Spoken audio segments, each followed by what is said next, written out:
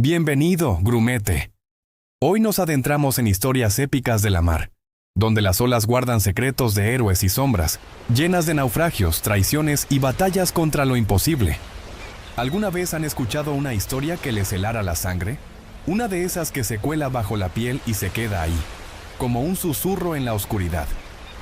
Hoy vamos a navegar juntos hacia el corazón de uno de los misterios marítimos más grandes y perturbadores de todos los tiempos: la desaparición de la tripulación del Mary Celeste. Acompáñenme en este viaje a través de las aguas heladas del Atlántico Norte, donde la realidad supera a cualquier ficción. Imaginen el año 1872. El mundo está en plena transformación, dejando atrás los majestuosos veleros para dar paso al poder del vapor. Pero en medio de esta era de progreso, el Mary Celeste, un bergantín de madera oscura y pasado turbulento, se prepara para desafiar al océano. Originalmente bautizado como el Amazon en 1861, este barco ya parecía arrastrar una maldición. Su primer capitán murió en su viaje inaugural, y desde entonces colisiones y tormentas lo habían perseguido como si el propio mar intentara rechazarlo. Con casi 30 metros de eslora y 2 imponentes mástiles, este barco era una bestia de roble y pino, lista para enfrentarse a lo desconocido. Al mando de esta nave estaba el capitán Benjamin Spooner Briggs, un hombre de mar hecho y derecho, con 37 años, una fe inquebrantable y la mirada azul y profunda del océano que tanto respetaba. No era un capitán cualquiera, era un hombre de familia, devoto y disciplinado, descendiente de una larga estirpe de marinos, y en esta travesía no estaba solo. Lo acompañaba su esposa, Sara, una mujer fuerte y resiliente, y su pequeña hija de 2 años, la adorable Sofía Matilda, cuyos rizos dorados eran un punto de luz en la inmensidad del mar. Junto a ellos, una tripulación de 7 hombres experimentados, cada uno con su propia historia. Desde el astuto primer oficial estadounidense hasta los robustos marineros alemanes y un cocinero leal. Eran un microcosmos de nacionalidades, unidos por el destino y las cuerdas de aquel barco. El 7 de noviembre de 1872, el Mary Celeste zarpó del bullicioso puerto de Nueva York. El aire olía a brea, a pescado y a la promesa de un largo viaje. En sus bodegas, una carga peligrosa, 1.701 barriles de alcohol desnaturalizado, un líquido tóxico destinado a las fábricas de Génova, Italia. Mientras el capitán Briggs supervisaba los últimos preparativos, su esposa Sara lo observaba con la pequeña Sofía en brazos. «Es un viaje largo, Ben, pero el Señor nos guiará», le dijo ella. Él asintió, pero sintió un escalofrío que no era solo por el frío de noviembre. «El mar nos llama, Sara, pero sus secretos son profundos y oscuros», respondió, con una voz que parecía presagiar lo que estaba por venir. Con las velas desplegadas y la tripulación cantando viejas salomas marineras, el bergantín se adentró en el Atlántico, dejando atrás la silueta de Manhattan. Nadie a bordo podía imaginar que ese sería el último puerto que verían. Los primeros días de navegación transcurrieron con una calma engañosa. El Atlántico se mostró amable, con vientos favorables que empujaban al Mary Celeste a buena velocidad. El sol pintaba el cielo de colores cálidos al atardecer, y las noches estrelladas invitaban a la reflexión. El capitán Briggs mantenía una rutina estricta, con guardias, inspecciones y lecturas de la Biblia. Sara llenaba la cabina con la música de su melodeón, mientras la pequeña Sofía, ajena a todo, jugaba en la cubierta riendo ante las gaviotas. Parecía un viaje idílico, una postal perfecta de la vida en el mar. Pero poco a poco, comenzaron a aparecer señales sutiles de que algo no iba bien. El 15 de noviembre, el capitán anotó en su bitácora un leve olor sulfúrico en bodega, sospechando una fuga en los barriles de alcohol. La calma inicial comenzó a resquebrajarse. Las anomalías se volvieron más extrañas y frecuentes. Un marinero, durante su guardia nocturna, juró haber visto luces fantasmales danzando bajo el agua, un resplandor verdoso que no provenía de ninguna criatura conocida. «No eran peces ni ballenas, capitán», afirmó con el rostro pálido por el miedo. Aunque escéptico, Briggs ordenó una inspección más a fondo. En la bodega el horror se confirmó. 9 barriles estaban completamente vacíos. El alcohol se había evaporado, llenando el espacio con un vapor picante que irritaba los ojos y la garganta. La tensión a bordo crecía con cada milla náutica. Mientras tanto, en la intimidad de su camarote, Sara confesaba en su diario personal que sufría pesadillas aterradoras. Soñaba con voces que susurraban desde las profundidades del océano, llamando a su hija Sofía, prometiéndole tesoros ocultos en el abismo. La pequeña, normalmente alegre, se volvió inquieta y lloraba por las noches, señalando al suelo de la cabina como si viera algo invisible que acechaba justo debajo de ellos, en las oscuras y frías profundidades del mar. El ambiente en el Mary Celeste se había enrarecido. El olor a alcohol, las visiones nocturnas, las pesadillas de Sarah y el llanto inexplicable de la niña tejían una red de miedo y premonición. La tripulación, antes unida, ahora intercambiaba miradas nerviosas. ¿Qué estaba pasando en ese barco? ¿Era solo la sugestión causada por una fuga química o había algo más? Una fuerza oscura y primigenia que los estaba reclamando desde el fondo del océano. Y aquí es donde la historia se detiene y el misterio comienza. El 25 de noviembre de 1872, el capitán Briggs hizo la última anotación en la bitácora de a bordo. Su posición, cerca de las Islas Azores. Después de esa fecha, silencio absoluto. 10 días más tarde, el 5 de diciembre, otro barco, el Dei Gratia, avistó al Mary Celeste navegando a la deriva, de forma errática, con las velas parcialmente rasgadas pero, en general, en buen estado para navegar. Cuando una partida de abordaje subió a cubierta, lo que encontraron fue una escena congelada en el tiempo. Una pesadilla silenciosa. El barco estaba completamente desierto. No había rastro del capitán Briggs, ni de su esposa Sarah, ni de la pequeña Sofía. Ni uno solo de los 7 miembros de la tripulación estaba allí. La mesa del comedor estaba puesta para una comida que nunca se sirvió. En la cabina del capitán, sus objetos personales estaban ordenados, y en el camarote de Sarah, la máquina de coser tenía una prenda infantil a medio terminar. Los juguetes de la pequeña Sofía estaban esparcidos por el suelo. La carga de alcohol estaba prácticamente intacta, salvo por los 9 barriles vacíos que ya conocemos. El único bote salvavidas del barco había desaparecido. No había signos de lucha, ni de violencia, ni de un ataque pirata, ya que los objetos de valor, incluido el dinero, estaban intactos. Era como si las 10 personas a bordo se hubieran desvanecido en el aire. ¿Qué pudo haberlos obligado a abandonar un barco en perfecto estado en medio del Atlántico? Las teorías son tan vastas como el propio océano. Algunos sugieren que el vapor del alcohol que se fugaba pudo haber creado una atmósfera explosiva y el capitán, temiendo una inminente detonación, ordenó a todos abandonar el barco en el bote salvavidas con la intención de regresar más tarde. Pero, ¿qué pasó con el bote? ¿Una tormenta repentina? ¿Se perdieron en la inmensidad del mar? Otros hablan de fenómenos paranormales. Un secuestro por parte de un calamar gigante, una abducción extraterrestre, o incluso la entrada a otra dimensión a través de un portal en el Triángulo de las Bermudas, aunque el barco estaba lejos de esa zona. También se ha especulado con un motín, pero la falta de violencia lo hace improbable. O quizás el capitán Briggs, en un ataque de locura religiosa, llevó a todos a su perdición. La verdad es que, más de 150 años después, nadie sabe qué ocurrió con las 10 almas a bordo del Mary Celeste. Su destino sigue siendo uno de los secretos mejor guardados del mar. El barco fantasma se convirtió en una leyenda, un símbolo de lo desconocido y del poder implacable del océano. Cada ola que rompe en la costa parece susurrar su nombre, recordándonos que, por mucho que avancemos, siempre habrá misterios que escapan a nuestra comprensión. El Mary Celeste sigue navegando en las brumas de la historia, con su tripulación eternamente perdida en el silencio del Atlántico.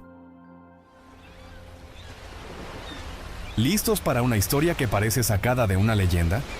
Pues nuestra segunda aventura del día empieza justo aquí.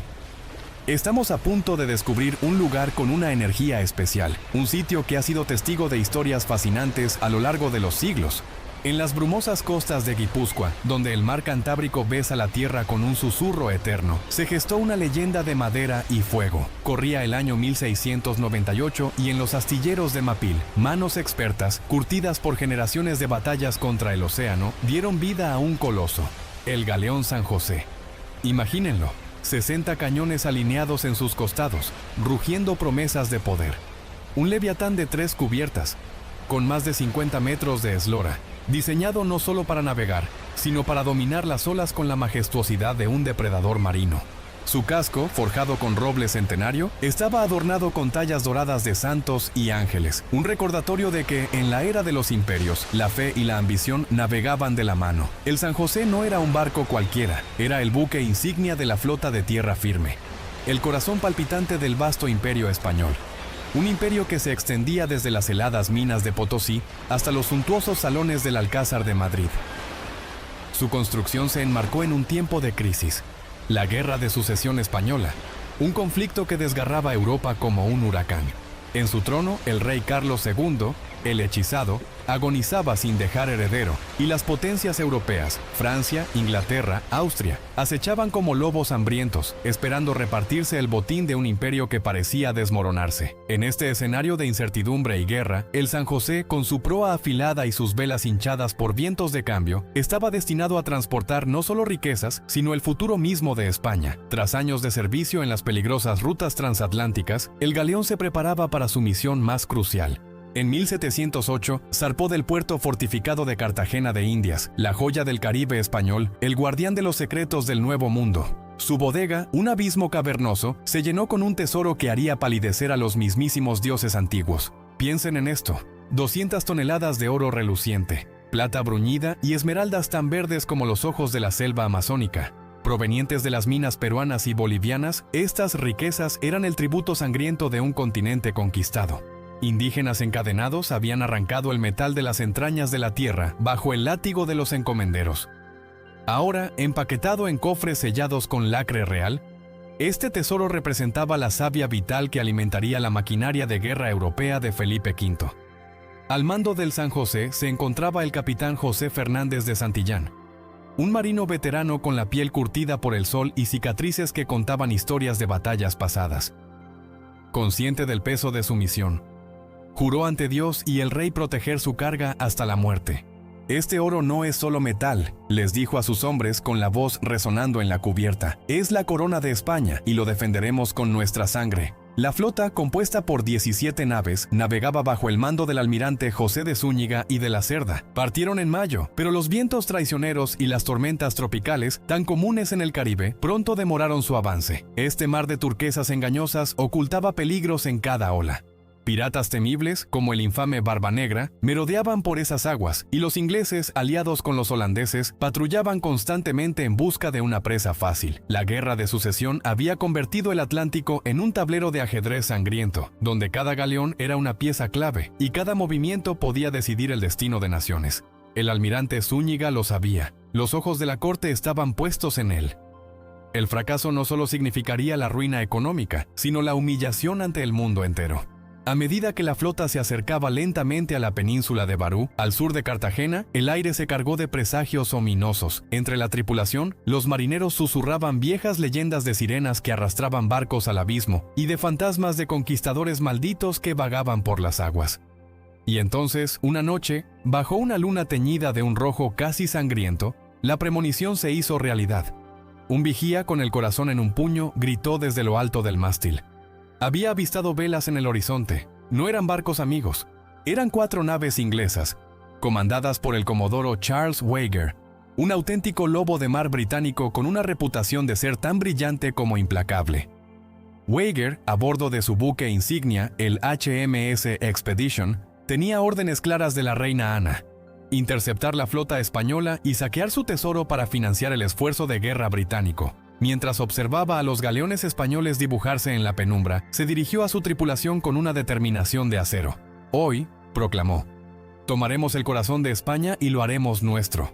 El escenario estaba listo para una confrontación que pasaría a la historia. La tarde del 8 de junio de 1708, el sol caribeño comenzó a descender, tiñendo el cielo de tonos anaranjados y púrpuras. Fue entonces cuando las flotas se encontraron. Wager, un estratega astuto, sabía que el San José era la presa más valiosa. A pesar de que el galeón insignia español, el San Joaquín, era más grande y estaba mejor armado, los informes de inteligencia le habían revelado que el tesoro principal viajaba a bordo del San José. Por ello, ordenó a su buque, el Expedition, concentrar todo su fuego sobre él.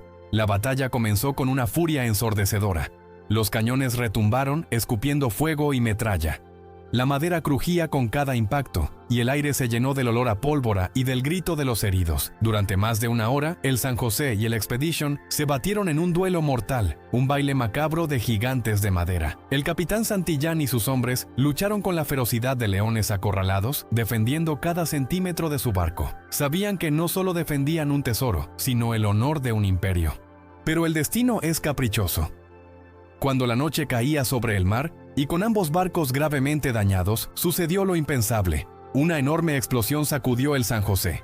Testigos de la flota inglesa describirían después una gigantesca bola de fuego que se elevó hacia el cielo nocturno, iluminando la escena con una luz fantasmal. La Santa Bárbara del galeón, el almacén de pólvora, había estallado. Quizás fue un cañonazo inglés certero. Quizás un accidente en el fragor de la batalla. Nunca lo sabremos con certeza. En cuestión de minutos, el majestuoso galeón, el orgullo de la Armada Española, se partió en dos y fue devorado por las olas. Con él, se hundieron casi 600 hombres, incluido su valiente capitán, y un tesoro tan vasto que se convertiría en leyenda. Solo 11 personas sobrevivieron al cataclismo. Charles Wager y sus hombres observaron, atónitos, cómo su premio se desvanecía en las profundidades. El tesoro más grande de la historia se había perdido para siempre, tanto para España como para Inglaterra. La batalla continuó durante la noche y los ingleses lograron capturar otro barco, el Santa Cruz, pero su contenido era una miseria comparado con lo que yacía en el lecho marino junto a los restos del San José. La noticia del desastre llegó a España como un golpe mortal. La pérdida no fue solo económica, fue un golpe simbólico, la confirmación de una era que llegaba a su fin. El galeón San José, nacido para ser un símbolo de poder y riqueza, se convirtió en un fantasma, una leyenda susurrada en los puertos y tabernas de todo el mundo. Durante más de 300 años, su ubicación exacta fue uno de los mayores misterios de la arqueología submarina. Cazadores de tesoros de todas las nacionalidades soñaron con encontrarlo, con desenterrar su fortuna dorada del abrazo del océano. Finalmente, en 2015, el gobierno de Colombia anunció al mundo que había encontrado los restos del naufragio. Las imágenes de sonar revelaron cañones de bronce con delfines grabados, cerámica intacta y, por supuesto, la promesa de cofres rebosantes de oro, plata y esmeraldas. Pero el descubrimiento, lejos de cerrar la historia, abrió un nuevo capítulo de disputas. Colombia, España y una empresa estadounidense que afirmaba haberlo localizado primero, iniciaron una compleja batalla legal por los derechos sobre el tesoro. ¿A quién pertenece realmente? ¿Al país en cuyas aguas yace? ¿A la nación bajo cuya bandera navegaba? ¿O debería ser considerado patrimonio de la humanidad? Un testimonio silencioso de una era de imperios, guerras y ambición desmedida. Hoy, el galeón San José descansa en la oscuridad silenciosa del fondo del Caribe. Ya no es solo un barco hundido, es un símbolo del poder y la fragilidad de los imperios, de la increíble riqueza extraída del Nuevo Mundo y de las vidas que se perdieron en su búsqueda. Su historia nos recuerda que, a menudo, los tesoros más grandes no son de oro ni de plata, sino las historias que el océano guarda en sus profundidades. Pero esta no es la única historia que se conoce del San José, el fabuloso barco. ¿Sabían que antes de su último y fatídico viaje, el San José ya era una leyenda en los mares? La batalla estalló al atardecer del 8 de junio de 1708, cuando el sol se hundía en el mar como una herida abierta. El San José, flanqueado por el Santa Cruz y el San Joaquín, se posicionó en la retaguardia para proteger la flota. Los cañones rugieron como truenos divinos, escupiendo fuego y humo que nublaba el cielo. Las bolas de cañón silbaban a través del aire, astillando mástiles y desgarrando velas. Santillán, de pie en el puente, espada en mano, gritaba órdenes. ¡Fuego a discreción! ¡Por el rey y por Dios! Los ingleses, con sus naves más ágiles, maniobraban como sombras letales. El HMS Kingston y el HMS Portland acosaban al San José, descargando andanadas que perforaban su casco. La épica lucha duró horas, un ballet mortal de humo y acero. Los marineros españoles, muchos de ellos reclutados de las colonias, luchaban con ferocidad desesperada. Un joven grumete, apenas un muchacho de 15 años llamado Mateo, cargaba pólvora bajo el fuego enemigo, sus manos temblorosas pero su espíritu inquebrantable. «Si morimos hoy», le dijo a un compañero, «que sea con honor, no como cobardes». Los ingleses, por su parte, avanzaban inexorables. Wager, con su tricornio empapado en sal, ordenaba abordajes que eran repelidos con mosquetes y sables. El mar se tiñó de rojo con la sangre de los caídos, y los gritos de agonía se mezclaban con el estruendo de las explosiones. Entonces, en un momento que el destino había tejido con hilos de tragedia, una bala inglesa impactó el polvorín del San José. El galeón, herido de muerte, estalló en una bola de fuego infernal que iluminó la noche como un segundo sol. La explosión fue cataclísmica. Madera, metal y cuerpos volaron por los aires, y el barco se partió en dos como un gigante abatido. 600 almas, marineros, soldados, nobles y esclavos, perecieron en instantes, arrastrados al fondo por las corrientes traicioneras. El tesoro, ese santo grial de oro y joyas, se hundió con ellos, desapareciendo en las profundidades del Caribe. Solo 11 sobrevivientes, aferrados a restos flotantes, vivieron para contar la historia. Wager, victorioso pero frustrado por la pérdida del botín, regresó a Inglaterra como héroe.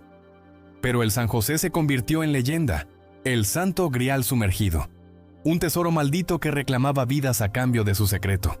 Durante siglos, el galeón durmió en su tumba acuática, envuelto en el silencio de las profundidades. Las olas del Caribe susurraban su nombre, y los pescadores de Barú contaban historias de cañonazos espectrales que resonaban en las noches de tormenta.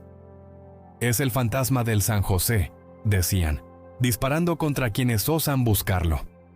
Expediciones fallidas se sucedieron como un rosario de decepciones. En el siglo XVIII, piratas como Henry Morgan intentaron rastrearlo, pero las corrientes y los tiburones guardianes los disuadieron. En el XIX, aventureros estadounidenses, armados con mapas falsos y sueños de riqueza, bucearon en vano, perdiendo vidas en arrecifes traicioneros. El siglo XX trajo tecnología, pero no suerte. En 1981, la compañía Sea Search Armada, liderada por el cazatesoros Jack Haskins, afirmó haber localizado el pecio frente a las Islas del Rosario. Usando sonar y magnetómetros, detectaron anomalías en el fondo marino, pero el gobierno colombiano, celoso de su soberanía, denegó permisos y desató una batalla legal que duraría décadas. España, como heredera del imperio, reclamaba el tesoro como patrimonio cultural, argumentando que el San José era un buque de guerra, no un mero carguero. «Es nuestra historia sumergida», declaraban los diplomáticos madrileños, mientras los cazatesoros invocaban derechos de salvamento bajo la ley marítima internacional. Las leyendas crecieron como algas en el casco hundido. Se hablaba de maldiciones, buzos que descendían y nunca regresaban, atormentados por visiones de marineros ahogados con ojos de esmeralda. En las tabernas de Cartagena, viejos lobos de mar narraban cómo, en lunas llenas, se oían ecos de cañones fantasmales, como si el San José aún luchara su última batalla. El galeón se convirtió en símbolo de la tragedia imperial, el orgullo español hundido por la ambición inglesa. Un recordatorio de cómo los imperios se desvanecen en las olas del tiempo. Poetas y novelistas lo inmortalizaron.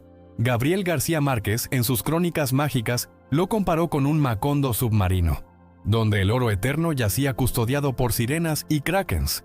Pero el destino, caprichoso como el mar, reservaba un giro épico. En 2015, tras años de búsquedas secretas financiadas por el gobierno colombiano, un equipo de oceanógrafos y arqueólogos, liderados por el Instituto Colombiano de Antropología e Historia, halló el pecio. Usando vehículos submarinos no tripulados equipados con cámaras de alta resolución y sonar de barrido lateral, detectaron el contorno inconfundible del San José a más de 600 metros de profundidad. «Es él», anunció el presidente Juan Manuel Santos en una conferencia que sacudió el mundo.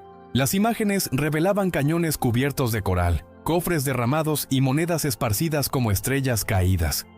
El tesoro, valorado en hasta $20.000 millones, yacía intacto, un testimonio congelado de la era de los galeones. La Discovery desató una tormenta de disputas que rivalizaba con la batalla original. Colombia reclamaba soberanía absoluta, argumentando que el naufragio ocurrió en sus aguas territoriales y que el San José era un sitio arqueológico, no un botín para saqueadores. España, invocando tratados históricos, exigía la repatriación de los artefactos culturales, recordando que el galeón llevaba la bandera del rey Felipe V. «No es solo oro», declaraba el ministro español de Cultura, «es nuestra herencia compartida». Mientras tanto, la Armada revivió su demanda de 1981, reclamando miles de millones en compensación por su descubrimiento inicial, alegando que Colombia les había robado las coordenadas. Cazatesoros modernos, armados con abogados en lugar de mapas, entraron en la fray. Empresas como Odyssey Marine Exploration, famosas por rescates como el del HMS Sussex, ofrecieron tecnología para la extracción, pero Colombia se mantuvo firme. El sitio permanecería secreto para prevenir saqueos. Leyendas urbanas surgieron, drones submarinos vigilando el pecio, guardacostas armados patrullando las aguas y rumores de maldiciones que afectaban a los involucrados en las disputas. Un arqueólogo colombiano juró haber oído cañonazos etéreos durante una inmersión, un eco fantasmal de la explosión de 1708. En medio de las batallas legales, el San José trasciende su rol como tesoro hundido. Es un símbolo eterno del misterio caribeño, un puente entre pasado y presente. Representa la codicia que impulsó la conquista, la valentía de los marineros perdidos y la fragilidad de los imperios. En las profundidades, donde la presión aplasta y la oscuridad reina, el galeón yace como un guardián silencioso, sus cañones apuntando al abismo. ¿Será algún día rescatado o permanecerá como el Santo Grial sumergido, tentador pero inalcanzable? Para expandir esta narrativa épica, imaginemos las vidas entrelazadas con el San José. Tomemos al capitán Santillán, un hombre de noble linaje pero alma atormentada. Nacido en Sevilla, había navegado desde joven, testigo de la gloria y decadencia española. En su camarote, antes de la batalla, escribía cartas a su esposa en Madrid, prometiendo regresar con riquezas para redimir su fortuna perdida. El mar es un amante cruel, le confesaba, pero en sus brazos hallo mi destino. Durante la lucha, Santillán combatió como un león herido, sable en mano, defendiendo el puente contra abordadores ingleses. Su último grito antes de la explosión fue un juramento: por España eterna. Entre la tripulación destacaba doña Isabel de Guzmán, una noble dama viajando de incógnito con su doncella. Hija de un virrey peruano, llevaba consigo esmeraldas familiares, reliquias de incas conquistados. En la bodega, rezaba ante un altar improvisado, implorando protección a la Virgen del Rosario. Cuando el polvorín explotó, su mundo se desvaneció en llamas, pero su espíritu, según las leyendas, vaga por Barú, apareciendo a pescadores como una dama de luz verde. Del lado inglés, Charles Wagger emerge como un antagonista heroico. Veterano de la Guerra de los 9 años, Wagger era un estratega brillante, motivado por lealtad a su reina y ansias de gloria. Tras la victoria, escribió en su diario: «Hemos hundido al dragón español, pero su tesoro se ha llevado al infierno marino». Su flota capturó otros galeones, pero el San José lo obsesionó, convirtiéndose en la espina de su legado. Siglos después, las búsquedas incorporaron figuras legendarias. En 1804, un explorador francés, inspirado por Napoleón, zarpó con mapas robados, pero una tormenta lo devolvió a tierra, convencido de una maldición. En los años 1920, un millonario estadounidense financió una expedición con submarinos primitivos, perdiendo a 2 buzos en corrientes traicioneras. «El San José nos rechaza», murmuraban los supervivientes. La era moderna trajo ciencia al misterio. En 2000, Colombia formó alianzas con instituciones como Woods Hole Oceanographic Institution usando AUVs, vehículos autónomos submarinos, para mapear el fondo. El hallazgo de 2015 fue culminante. El ROV descendió, sus luces perforando la oscuridad, revelando el casco inclinado, cañones con inscripciones españolas y monedas con el escudo de Felipe V. El equipo celebró, pero con reverencia. «No es solo riqueza», dijo un arqueólogo, «es una tumba de héroes». Las disputas persisten. En cortes internacionales, abogados debaten la Convención de la UNESCO sobre Patrimonio Subacuático, que prioriza preservación sobre explotación. España propone un museo conjunto. Colombia, un sitio nacional. Cazatesoros como Paul-Henri Nargeolet, veterano del Titanic, ofrecen expertise, pero son rechazados. Rumores de intentos ilegales abundan. Submarinos furtivos detectados, arrestos en alta mar. En el tapiz épico del San José vemos el ciclo humano. Ambición, tragedia, redención. Es el eco de Troya bajo el mar. Un recordatorio de que los tesoros verdaderos son las historias que perduran. Mientras el Caribe susurra sus secretos, el galeón espera, eterno guardián de un misterio que trasciende el tiempo.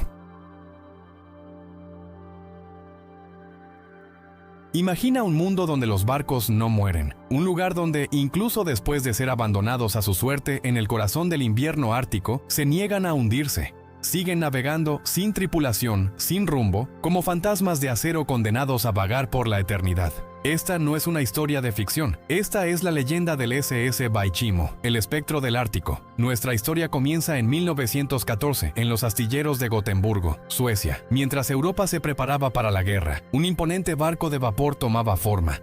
Se llamaba Ångermanälven, un gigante de acero de 1.300 toneladas diseñado para ser indestructible. Sus remaches brillaban, su quilla parecía cortar el aire. No era solo un barco. Era un monumento a la ambición humana, una promesa de que el hombre podía dominar a la naturaleza. Años después, bajo el nombre de SS Baichimo y al servicio de la famosa Compañía de la Bahía de Hudson, este titán se convertiría en el salvavidas del lejano norte.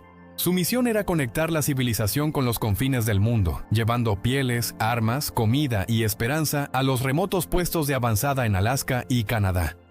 Su casco, reforzado especialmente para resistir el abrazo mortal del hielo, lo hacía parecer invencible. Su silueta negra recortada contra las auroras boreales era un símbolo de obstinación, un desafío a los dioses del frío. Pero todo titán tiene un destino, y el del Baichimo era convertirse en prisionero de aquello que fue creado para vencer.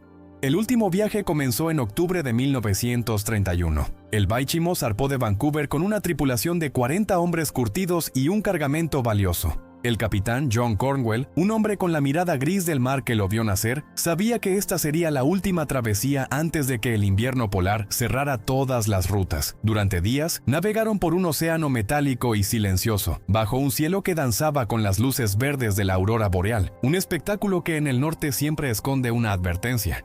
El 8 de octubre, al oeste de Point Barrow, el Ártico envió su aviso. El mar comenzó a llenarse de témpanos de hielo.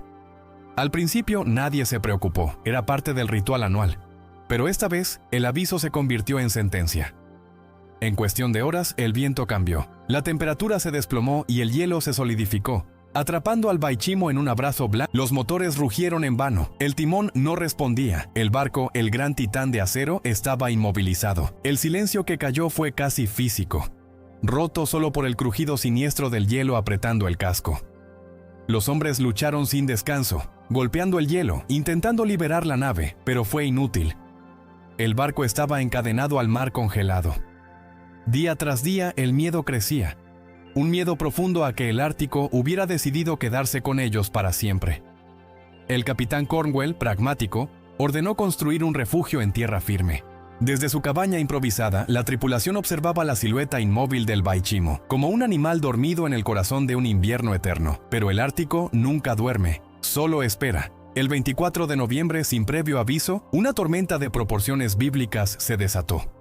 Vientos huracanados aullaban como 1000 voces fantasmales, el hielo se resquebrajó con un estruendo ensordecedor y en medio de la ventisca cegadora, el Baichimo desapareció. Cuando la tormenta por fin amainó, el amanecer reveló un vacío desolador. El barco se había ido. El capitán y sus hombres asumieron lo peor, que se había hundido, tragado por el mar o aplastado por el hielo.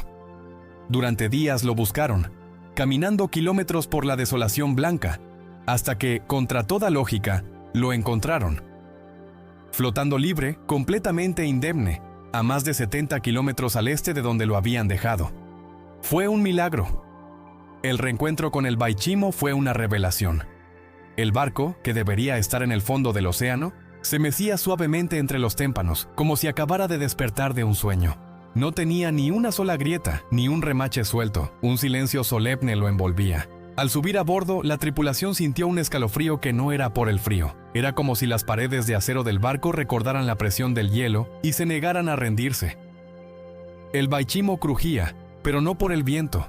Era un sonido interno, el gemido de un ser vivo que se niega a morir. Inspeccionaron las bodegas. Todo estaba en su lugar. El barco parecía un cadáver que aún respiraba. Pero el capitán Cornwell sabía que no podían seguir navegando. El invierno era implacable. Así que tomaron las provisiones esenciales, aseguraron las bodegas y abandonaron el barco por segunda vez, convencidos de que el hielo lo destruiría tarde o temprano. Pero el Baichimo tenía otros planes. Semanas después, un equipo regresó para evaluar los restos y no encontraron nada. El barco había desaparecido de nuevo, sin dejar rastro. El océano guardaba su secreto.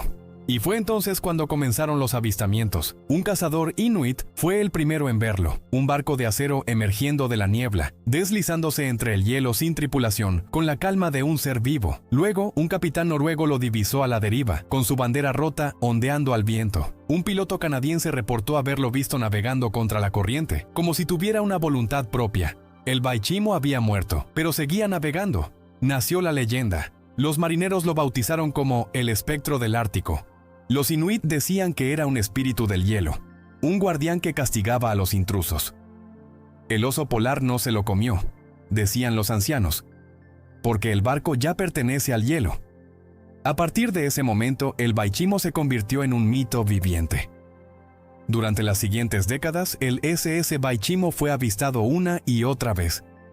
Se convirtió en el monstruo del lago Ness del Ártico. Aparecía y desaparecía a voluntad, como si conociera las corrientes secretas del hielo. En 1932, un explorador lo encontró y logró subir a bordo, pero el mal tiempo lo obligó a abandonarlo. En 1933, un grupo de inuit lo encontró varado cerca de la costa. Vivieron en él durante un mes, refugiados de una tormenta antes de que el barco se liberara por sí mismo y continuara su viaje. En 1939, el capitán Hugh Paulson intentó rescatarlo, pero las placas de hielo que lo rodeaban eran demasiado peligrosas. Cada vez que alguien intentaba reclamarlo, el barco se escapaba, como si no quisiera ser salvado.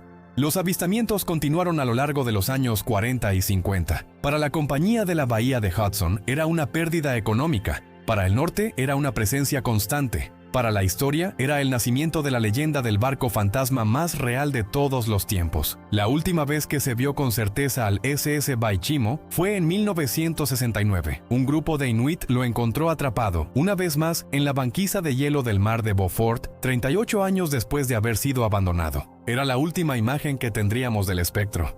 Desde entonces, su rastro se perdió. ¿Qué fue de él? En 2006, el gobierno de Alaska lanzó un proyecto para encontrar al barco fantasma del Ártico, pero no tuvieron éxito. El Baichimo sigue siendo uno de los grandes misterios sin resolver del mar. ¿Se hundió finalmente, cediendo ante la presión del hielo después de casi 4 décadas de resistencia? ¿O sigue ahí fuera, atrapado en algún lugar remoto del Ártico, esperando la próxima tormenta para liberarse y continuar su viaje eterno? La historia del Baichimo no es solo la historia de un barco. Es un testimonio de la increíble resistencia del acero forjado por manos humanas, pero también es un recordatorio de la humildad que debemos tener ante el poder de la naturaleza. Es una leyenda que nos enseña que hay fuerzas en este mundo que no podemos controlar, y misterios que quizás nunca lleguemos a comprender. Quizás en este mismo momento, en el silencio helado del Polo Norte, el espectro del Ártico sigue navegando, solo, con sus bodegas llenas de secretos y su cubierta barrida por un viento que solo él puede oír. El Ártico tiene su propia forma de guardar los secretos. No los entierra, los congela. Por eso, cada vez que alguien veía al Baichimo, era como si una grieta se abriera en el hielo del tiempo, recordándonos que algo indomable seguía ahí afuera, burlándose de las leyes del mar y de la muerte. En la primavera de 1932, los informes se multiplicaron. Marineros de todas partes juraban haberlo visto navegando a la deriva, completamente intacto. La compañía de la bahía de Hudson, sus antiguos dueños, no podían quedarse de brazos cruzados. Si su barco seguía flotando, tenían que recuperarlo. No iban a permitir que un símbolo de su poder comercial vagara como un fantasma a la vista de todo el mundo. Así que organizaron una expedición de rescate. El equipo partió desde Nome, Alaska. Hombres endurecidos por el frío, perros de trineo y un barco rompehielos que parecía tan testarudo como su objetivo. Durante semanas se abrieron paso por canales de hielo, soportando noches interminables bajo cielos sin estrellas. La brújula parecía temblar sin razón, los mapas perdían todo sentido. El Ártico, con su geometría caprichosa, reescribía la realidad a su antojo. Y entonces, una tarde, entre la neblina, lo vieron. El Baichimo emergía del horizonte como un recuerdo hecho de acero. El sol bajo se reflejaba en su casco oxidado, dándole un brillo casi dorado. Sus velas rotas ondeaban en silencio y la bandera, deshilachada, parecía una herida en el aire inmóvil. No se movía, pero tampoco estaba quieto. Daba la impresión de flotar entre dos dimensiones, a medio camino entre la realidad y el sueño. Los hombres se acercaron con precaución, lanzando anclas en el hielo cercano. El capitán del rompehielos, un sueco llamado Lindström, fue el primero en subir a bordo. La cubierta estaba cubierta de una fina capa de escarcha, pero se encontraba en buen estado. Las compuertas estaban abiertas, el timón fijo, el camarote principal intacto. Era como si la tripulación original hubiera desaparecido apenas unos segundos antes. Abajo, en la sala de máquinas, el aire era pesado, pero no se sentía muerto. Las herramientas estaban en su sitio. El reloj del cuarto del capitán se había detenido a las 3:17, y sobre una mesa, un mapa marcado con coordenadas hacia el oeste mostraba la ruta de retorno que nunca completaron. Lindström quiso anclar el barco y remolcarlo de inmediato. Pero, como siempre, la naturaleza tenía otros planes. El viento empezó a soplar, primero suave y luego con una fuerza brutal. El hielo se quebró bajo sus pies. En cuestión de minutos, el mar se alzó en una furia helada y el rompehielos tuvo que retroceder para no quedar atrapado. Cuando el temporal por fin cesó, el Baichimo había desaparecido una vez más, tragado por la niebla como si nunca hubiera estado allí. Aquel sería solo el primero de muchos intentos fallidos. En 1939, otra expedición lo encontró cerca de Point Hope. Subieron a bordo, inspeccionaron la carga e incluso instalaron una radio improvisada. Su plan era pasar la noche y asegurar el barco al amanecer. Pero el Ártico, como un guardián celoso, rugió de nuevo.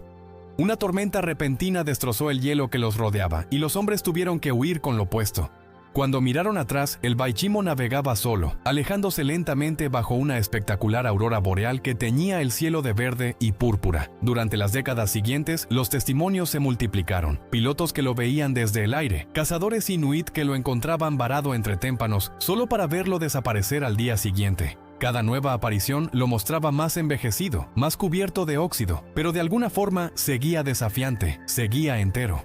La gente empezó a preguntarse si el Baichimo seguía siendo un barco o si se había convertido en algo más. Los inuit lo llamaban Iluliak Narniak, que significa el espíritu que flota, y advertían a los viajeros que nunca lo siguieran. Decían, quien lo persigue pierde el camino y su sombra se queda en el hielo. Y así el Baichimo se convirtió en una obsesión colectiva. Exploradores, periodistas y aventureros soñaban con encontrarlo. El fantasma de acero se había vuelto un trofeo, un desafío directo al orgullo del hombre, pero ninguno logró atraparlo. Cada intento terminaba de la misma manera, con el hielo quebrándose, las brújulas enloquecidas y un barco que se desvanecía justo cuando parecía que ya lo tenían al alcance. Hay lugares en el mundo donde el tiempo no pasa, solo se acumula, capa sobre capa. El Ártico es uno de ellos. Allí el silencio no es la ausencia de sonido. Es una presencia tangible. No hay pájaros, ni árboles, ni caminos, solo el rumor del viento y el crujido del hielo bajo el peso de su propia historia. El Baichimo, perdido entre esos horizontes congelados, dejó de ser un simple barco para convertirse en un habitante más del norte. Ya no pertenecía a los hombres, pertenecía al silencio. Durante los largos inviernos, los cazadores inuit contaban historias junto al fuego. Decían haber visto luces bailando dentro del barco en noches sin luna. Algunos afirmaban escuchar un canto, un lamento metálico que se confundía con el viento. Los ancianos creían que era el espíritu del Baichimo, buscando eternamente a su tripulación, condenado a vagar hasta que alguien lo recordara. Otros iban aún más lejos. Aseguraban que, en ciertas noches de aurora, el barco se movía con un propósito, siguiendo rutas que solo él conocía. Que sus chimeneas exhalaban una bruma blanca, como el aliento de una criatura viva, y que a veces, bajo la superficie del hielo, se escuchaban golpes, como si alguien, o algo, siguiera allí dentro, atrapado. Los exploradores europeos, escépticos pero fascinados, registraban estos testimonios con un profundo respeto. No es superstición, escribió un antropólogo sueco en 1942. Es reverencia. Para los inuit, el Baichimo es un espíritu mayor, una voluntad que pone a prueba a los hombres. Si lo sigues, te pierdes. Si lo respetas, el hielo te deja pasar. Y de hecho, muchos que intentaron seguirlo simplemente desaparecieron. Aviadores que sobrevolaron el estrecho de Beaufort y nunca regresaron. Trineos que partieron hacia el norte y jamás volvieron. Expediciones enteras tragadas por tormentas repentinas. Y siempre, según los inuit, la razón era la misma. Fueron tras el barco del hielo. Con el paso de las décadas, la figura del Baichimo se convirtió en leyenda pura. En los años 50, los periódicos lo llamaban el barco fantasma del Ártico. Poetas escribían sobre él. Marineros lo invocaban como un mal presagio. Y los científicos lo estudiaban como un fenómeno imposible. ¿Cómo podía un barco sobrevivir tanto tiempo sin mantenimiento, sin tripulación, sin hundirse bajo el peso de los inviernos? El acero del Baichimo había sido forjado para resistir, sí, pero no para desafiar los límites de la muerte misma. Su mera existencia era una ofensa al sentido común, y sin embargo seguía allí, deslizándose entre los hielos como un recuerdo que se niega a desvanecerse.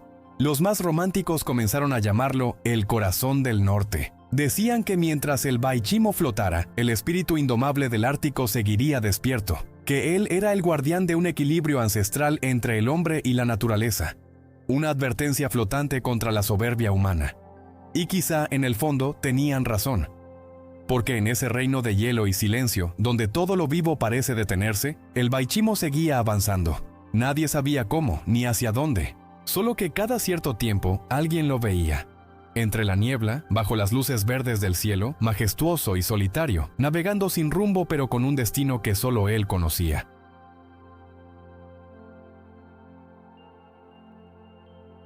Imagina esto. Estás en medio del vasto e implacable océano, a miles de kilómetros de la tierra más cercana. El sol te castiga sin piedad. No tienes agua dulce, no tienes comida. y la esperanza se desvanece con cada ola que golpea tu pequeño bote salvavidas. Esta no es una película de Hollywood, es la aterradora historia real del Mignonette. Un yate que en 1884 se convirtió en el escenario de una de las decisiones más extremas que un ser humano puede tomar. El Mignonette, un elegante yate inglés, zarpó de Southampton con destino a Sydney, Australia. A bordo iban 4 tripulantes: Tom Dudley, el capitán; Edwin Stephens, el primer oficial; Edmund Brooks, un marinero experimentado; y Richard Parker, un joven grumete de tan solo 17 años, huérfano y ansioso por vivir su primera gran aventura en el mar. Lo que no sabía era que esa aventura se convertiría en su última pesadilla. El viaje transcurría con normalidad hasta que a unas 1.600 millas del Cabo de Buena Esperanza, en el Atlántico Sur, una ola monstruosa, una de esas paredes de agua que parecen salidas de una leyenda, se estrelló contra el Mignonette. El barco se partió en dos y se hundió en menos de 5 minutos. En medio del caos, los 4 hombres lograron subirse a un pequeño bote auxiliar de apenas 4 metros. Lo habían perdido todo, excepto sus vidas. Por ahora. Los primeros días fueron un infierno de sed y hambre. Tenían 2 pequeñas latas de nabos en conserva, que racionaron hasta el último trozo. No llovía, por lo que no podían recolectar agua dulce. Intentaron cazar una tortuga marina que pasó cerca y lograron beber su sangre para calmar la sed desesperada. Un alivio momentáneo en un océano de sufrimiento. Pero los días pasaban, y la situación se volvía cada vez más crítica. Sin comida y sin agua, sus cuerpos empezaron a consumirse. El más joven y débil, Richard Parker, cometió un error fatal. Desesperado por la sed y en contra de las advertencias de sus compañeros más experimentados, bebió agua de mar. Esto, como cualquier marino sabe, es una sentencia de muerte. La sal acelera la deshidratación, provoca delirios y lleva al fallo de los órganos. Pronto, el joven Parker cayó en coma, agonizando en el fondo del bote. Aquí es donde la historia da un giro oscuro. Un giro que ha sido debatido por abogados, filósofos y moralistas durante más de un siglo. Con Parker visiblemente al borde de la muerte y sin esperanzas de rescate a la vista, el capitán Dudley planteó una idea impensable. Sugirió algo conocido en los círculos marineros más desesperados como la costumbre del mar. La idea era sacrificar a uno para que los demás pudieran sobrevivir. Dudley argumentaba que Parker ya estaba muriendo y no tenía familia que lo esperara. Ellos, en cambio, tenían esposas e hijos. Stephens, el primer oficial, estuvo de acuerdo con reparos. Brooks, el marinero, se negó rotundamente a participar. Pero en una situación tan extrema, ¿qué prevalece? ¿La ley de los hombres o la ley de la supervivencia? Tras una breve y sombría deliberación, y con la convicción de que era su única oportunidad, el capitán Dudley se acercó al joven inconsciente. Recitó una oración y, con un cortaplumas, cometió el acto que los salvaría y los condenaría al mismo tiempo. Durante los siguientes 4 días, los 3 hombres restantes sobrevivieron alimentándose del cuerpo de su compañero de tripulación. Esta terrible decisión les dio la fuerza para aguantar. Y entonces, cuando ya casi no quedaba esperanza, en el día 24 a la deriva, un barco apareció en el horizonte. Era el velero alemán Moctezuma, que los rescató. Estaban demacrados, al borde de la inanición, pero vivos. Los 3 sobrevivientes, Dudley, Stephens y Brooks, no ocultaron lo que había sucedido. Al contrario, fueron completamente honestos sobre las decisiones que habían tomado para sobrevivir. Creían que la costumbre del mar los justificaría. Estaban muy equivocados. Cuando llegaron a Falmouth, Inglaterra, en lugar de ser recibidos como héroes que habían vencido a la muerte, fueron arrestados y acusados de asesinato. El caso, conocido como Regina contra Dudley y Stephens, se convirtió en una sensación nacional.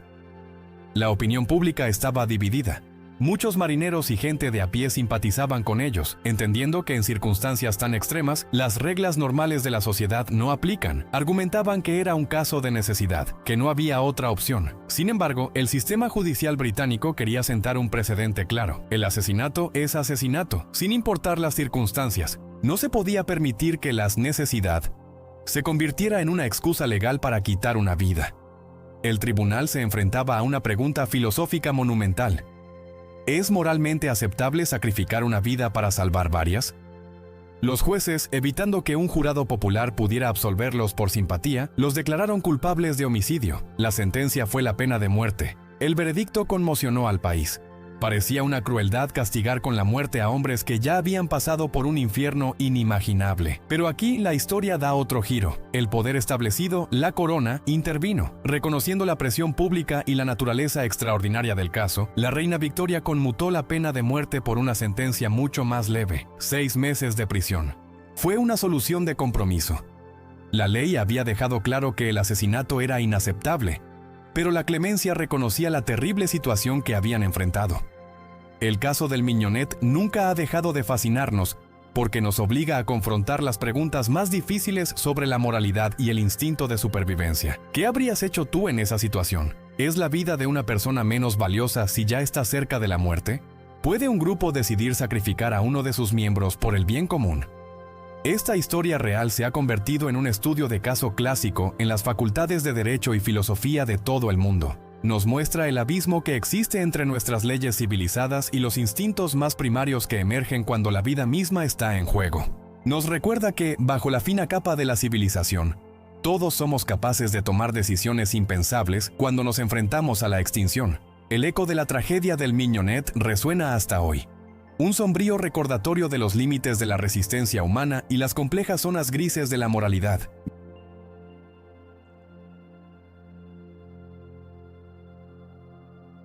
¿Alguna vez han oído la leyenda del errante fantasma? No, no es el típico barco maldito que navega sin rumbo. Es la historia de un pirata tan astuto como encantador, el capitán Javi Gorrión, y cómo recuperó lo que más amaba en este mundo: su navío, la Perla Negra. Bueno, en realidad se llamaba la Gaviota de Ébano, pero ya llegaremos a eso. Todo comienza en el próspero puerto de Port Royal.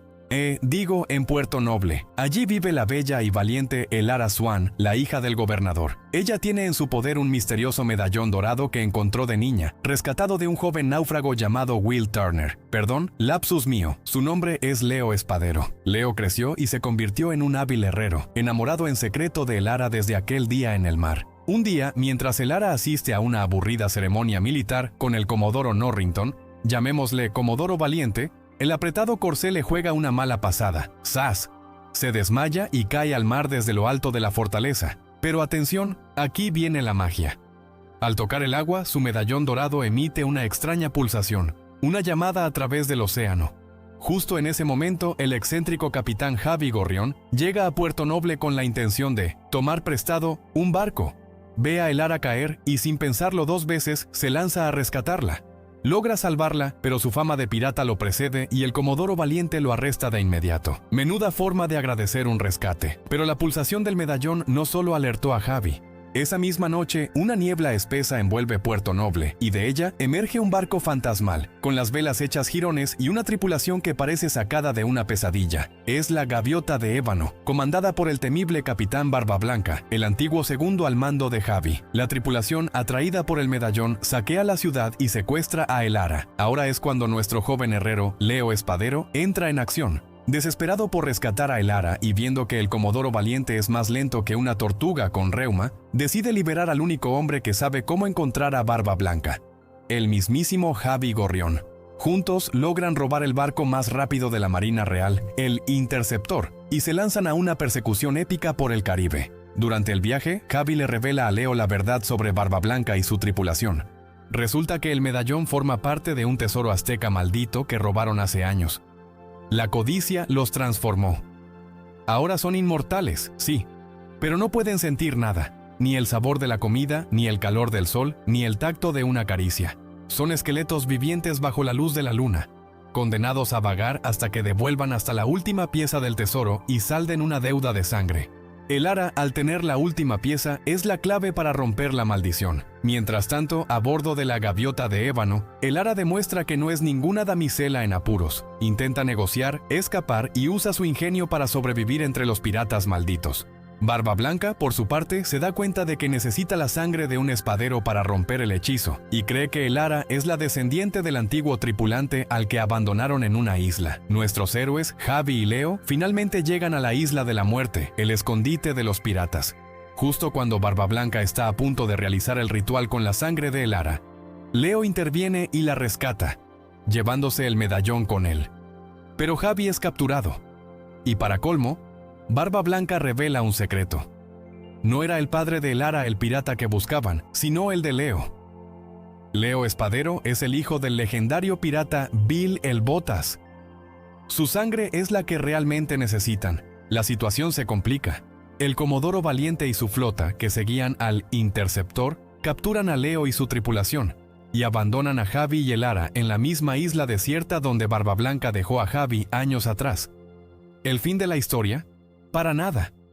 Elara, con una astucia digna de un pirata, convence a Javi para usar un viejo cargamento de ron de contrabandistas para hacer una señal de humo gigante.